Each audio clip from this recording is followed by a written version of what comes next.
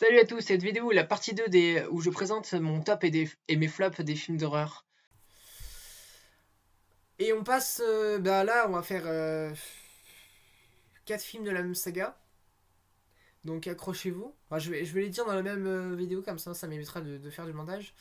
Donc le moins bon film de Scream, du coup le Scream, voilà.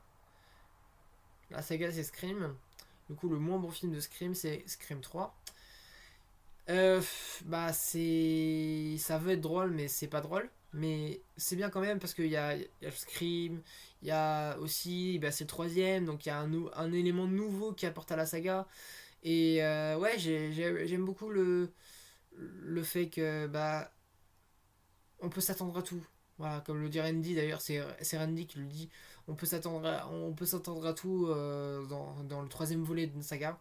Et bah voilà, c'est exactement ce qui se passe, ça le prouve. Et après on passe à Scream 2. Dans Scream 2, les tueurs sont assez moyens quand même. Même si Madame Loomis fait bien le taf. Et qu'est-ce que je pourrais dire d'autre Scream 2022. Non, Scream 6, pardon. Ouais, je me suis gouré, c'est Scream 6. Scream 6 qui fait un grand retour, mais aussi le côté Samantha qui se demande si elle est psychopathe ou alors si elle est juste une grosse victime. Et voilà, il y a aussi du coup Scream 2022, donc avec des nouveaux personnages, un remake, un reboot qui est pas simple pour la franchise, mais je trouve dans cette partie-là qu'ils s'en sont pas mal tirés, quoi, quand même. Je trouve que c'est pas le Scream 2022, c'est pas si mal, quoi. Alors on en parlait tout à l'heure, Freddy, voilà un film que j'ai adoré. Ça fait un partie Freddy 2 du coup. Freddy 2 ça fait vraiment partie un film que j'ai adoré, même si encore une fois, je le répète et je le répéterai quand je ferai les Griffes de la nuit, ça n'égale pas le un qui est un classique tout simplement, mais Freddy 2, là où à Halloween on était déjà perdu, Freddy 2 ça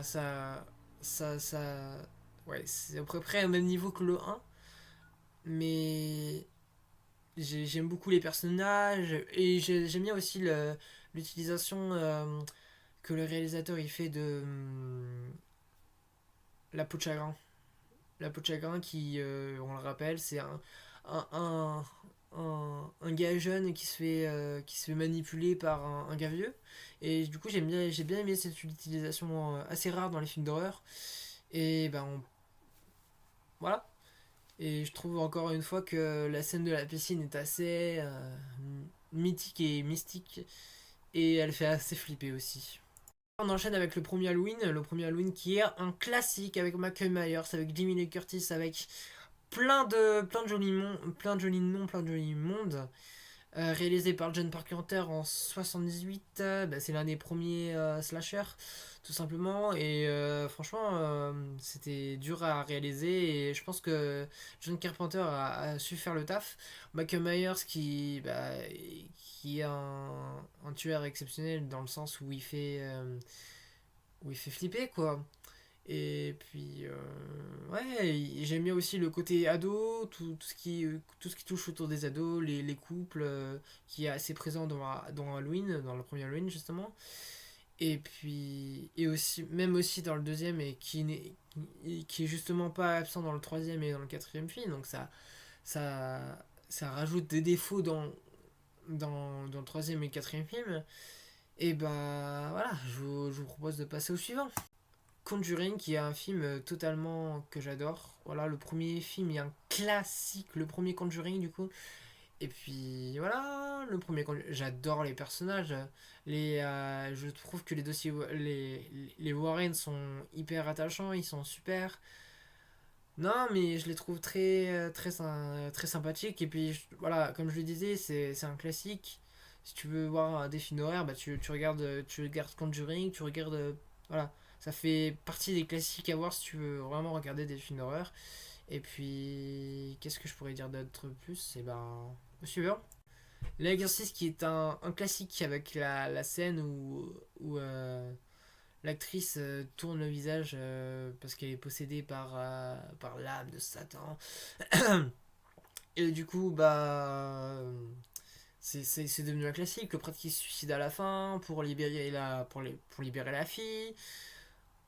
Ouais, tu pourras pas faire mieux, quoi. Et c'est vraiment le meilleur film avec des esprits dedans. Et puis voilà, voilà, comme je dis, c'est un classique. Donc si tu veux vraiment voir des films d'horreur, bah je te propose de regarder l'exercice. Et bah au suivant. Juste avant l'exercice, ça. Ça avec le clown, le visage de clown. Alors faut dire que bah, ce film fait bien son effet parce que j'ai été traumatisé des clowns. Maintenant, j'ai peur des clowns. Je peux même vous raconter une anecdote. Une fois, j'étais en stage dans une maison de retraite. Il y avait une image de clown. Et moi, j'ai dit à l'animatrice, mais en fait, il fait flipper le clown. Alors qu'en fait, c'était juste un simple clown qui respirait le bonheur. Mais moi, j'étais traumatisé par ça et du coup, voilà. Bon, après, le grand défaut du film, qui je pense peut coûter quelques places à présent, c'est que bah, c'est devenu trop enfantin en fait. En fait, ils sont sympas les gamins, mais c'est. Il n'y a pas assez d'horreur, je pense. Il devrait y en avoir plus, mais pas au niveau de ça 2. Et. Bah. Je me contredis un peu, mais. C'est assez enfantin quoi. En gros, en fait, dans ma tête, j'ai fait une catégorie 12, 14, 16, donc bah, 12 du coup. Et je pense en fait que ça fait partie de la catégorie 12. Donc on peut les regarder à 12 ans. Et je pense que les autres films qui vont avant ça, c'est des films bah, après 12, de coup 14 ou 16. Donc voilà. Donc voilà, quand t'as 17 ans comme moi, tu regardes ça, bah tu rigoles quoi. Mais là au suivant. Juste avant ça, le premier Scream réalisé par Wes Craven en 1996. J'aime beaucoup ce film parce que c'est vraiment l'un des premiers films d'horreur que j'ai regardé avec Sleepy Hollow qui n'est pas dans le classement parce que sinon la vidéo aurait duré beaucoup longtemps. Mais ouais, Scream c'est vraiment le film d'horreur à voir de base. Et, mais il y a meilleur que Scream et notamment l'un de mes films préférés. Et il y a encore un autre Scream qui va avant l'original et c'est. Donc je vous promets, c'est le dernier Scream, c'est Scream 4. Scream 4 qui dépasse l'original. On n'avait jamais vu ça avant. Et oui, je retire ce que j'ai dit dans ma vidéo précédente. L'original ne peut pas dépasser le premier. Bah si, la preuve. Hein. La preuve avec Scream 4. Juste bah, pour la tueuse, hein, Jill Roberts. Jill Roberts qui est charismatique. Même la révélation du tueur de Jill Roberts est charismatique. Et la fin qui est une fois soir en fait, c'est une super idée de Wes Craven. La fin à l'hôpital qui est en plus avec le choc de Sidney Prescott, les ados qui sont incroyables. Ouais, on est dans l'ambiance. On retrouve l'ambiance ado qu'on avait perdu dans le 2 ou le 3. Et Sidney Prescott est toujours au top de sa forme.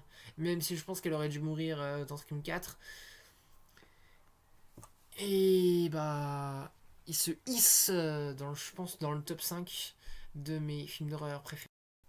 On enchaîne avec le premier film que j'ai parlé. J'ai parlé du deuxième film tout à l'heure, donc c'est Cube, évidemment. Réalisé par un Canadien dont je ne connais plus le nom. Cube, c'est super en fait, c'est un huis clos. Donc tout le monde adore les huis clos. Et puis on est dans l'ambiance, on sait pas. En fait, c'est un suspense, on sait pas qui c'est le cube. Et justement, le 2 vient casser un peu cette espèce de mythe. Et je trouve ça assez dommage, mais l'ambiance de cube est géniale parce que après, c'est un flic qui devient méchant, qui devient tueur parce qu'il est fou. Et il y a des pièges, donc tu sais pas dans quelle salle aller. Après, il y a le roi de l'évasion qui se fait tuer, donc Après, il y a l'autiste, qui est super intelligent en fait, et voilà, il y a plein il y a plein de cohérence qui est super intéressant. Et d'ailleurs, le nom du personnage est dû aux prisons, au nom des prisons dans le monde. Voilà. C'est une petite anecdote que je connais. Ah oui, bon. Là, on va parler film d'horreur. Là, on va parler du gros film d'horreur. Smile, tout simplement. Alors, j'ai pas encore eu la chance de voir le 2, mais si c'est aussi flippant que le un, ça promet d'être du spectacle. Donc Smile, bah c'est comment expliquer Smile, bah ça s'arrête pas en fait, c'est du début à la fin. C'est les personnages n'ont pas une seule minute de répit. Et voilà, ça s'enchaîne, on s'ennuie pas, c'est hyper bien orchestré. Et puis c'est inattendu, il y a des scènes inattendues. Voilà, je vais pas citer des exemples parce que j'ai pas envie de spoiler, mais bon, j'ai déjà fait avec Scream 4. Mais je pense que c'est voilà l'un de mes films d'horreur préférés et je pense que il en fait pas. Et je pense qu'il le mérite. Bon, comment parler de films d'horreur sans parler de Shining? Je crois en fait, je crois que j'ai tout dit dans, dans le début de la vidéo où je parle de Shining. Je pense que j'ai tout dit. Bah, comment on peut parler des films d'horreur sans parler de Shining? C'est ça la question en vrai. Le véritable Shining, c'est ça. Et Shining, c'est un peu bijou, c'est un huis clos, c'est. Voilà. Est-ce que j'ai quelque chose d'autre à dire à part que c'est un bijou? J'ai pas eu la chance de voir Doctor Sleep qui, à mon avis, doit être beaucoup moins bien que ça. Non, mais je dis pas du tout ça par rapport à ça 2, pas du tout, pas du tout, pas du tout, pas du tout. Non, non, non, non, non, non, c'est faux. Vraiment, je dis pas du tout ça par rapport à ça 2. Bon, au suivant, les. Le classique des classiques des classiques des classiques. Je vous avais dit qu'on en parlerait. On en parle. Les Griffes de la nuit. Les Griffes de la nuit. Freddy, je t'aime. Johnny Depp, je t'aime. En fait, je crois que tout est bien dans ce film. Vraiment, tout est parfait. J'ai beau essayer de trouver un défaut aux Griffes de la nuit. Il y en a pas en fait. Parce que tout est incroyable. Surtout la fin. Les 5 dernières minutes sont inattendues. Et puis, bah voilà, je vous laisse découvrir par vous-même les Griffes de la nuit parce que. Voilà. Et c'est aussi le premier film de Johnny Depp. Donc, si vous voulez voir Johnny Depp en mode beau gosse à ses 16 ans, foncez. Alors là, je dois avouer que je me suis pris une claque en regardant ce film. Vous savez quoi? Je pense que je vais dire le nom du film à la fin de la vidéo. Et je pense que vous allez essayer de deviner en fait pendant ces 1 minute, je pense, de vidéo. Quel est le film? Bah, en fait, c'est un film complètement qui ressemble beaucoup à Scream, qui a vraiment les personnages sont incroyables et je pense que bah déjà ouais voilà, ce film est meilleur que Scream, même si Scream a été fait avant ce film. Et je vous laisse deviner le nom de ce film en commentaire. Et encore une fois, je vous dis, n'hésitez pas à partager, à vous abonner, à liker et à commenter. Du coup, le titre, euh, le titre de ce film. Excellent. Bon. On arrive, on arrive, on arrive, on arrive à The One. The One. Vous inquiétez pas, c'est pas le prénom du film. Vous avez rien loupé. C'est Get Out. C'est Get Out. C'était obligé, hein. Vous avez vu Us dans le classement. Vous vous êtes dit, c'est obligé que Get Out est avant Us. Et évidemment que Get Out est avant Us. Et oui, j'ai dit le nom du film. Oh là là, Get Out. Bah, je crois que j'en ai même fait un poème d'ailleurs, un texte qui est assez nul, mais Get Out, comment expliquer que Get Out c'est un classique en fait, c'est. Bah, en fait, c'est un thriller horreur, et j'aime bien le mélange des deux. Et ça donne bah, Get Out en fait, hein. Voilà, et bah, le classement est à présent terminé. N'hésitez pas à liker, vous abonner, partager, commenter.